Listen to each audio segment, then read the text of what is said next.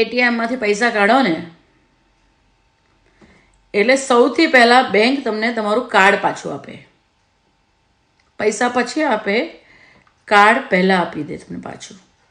ખબર છે કેમ? કારણ કે બેંકને ખબર જ છે કે એકવાર માણસની જોડે પૈસા આવશે એટલે બધું જ ભૂલી જશે, એટલે કાર્ડ પણ ભૂલી જ જશે.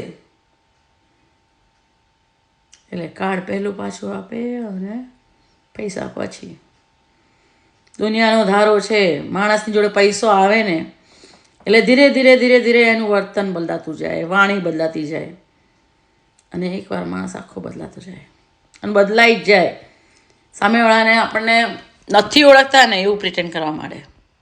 ઘણા લોકો છે, હું એવું નહીં કહું કે બધા જ એવા હોય છે, પણ ઘણા લોકો આપણી આજુબાજુમાં તમે જોશો ને તો તમને લાગશે કે ઘણા બધા એવા લોકો છે કે જે પૈસો આવ્યો ને એમનું વર્તન બદલાઈ ગયું.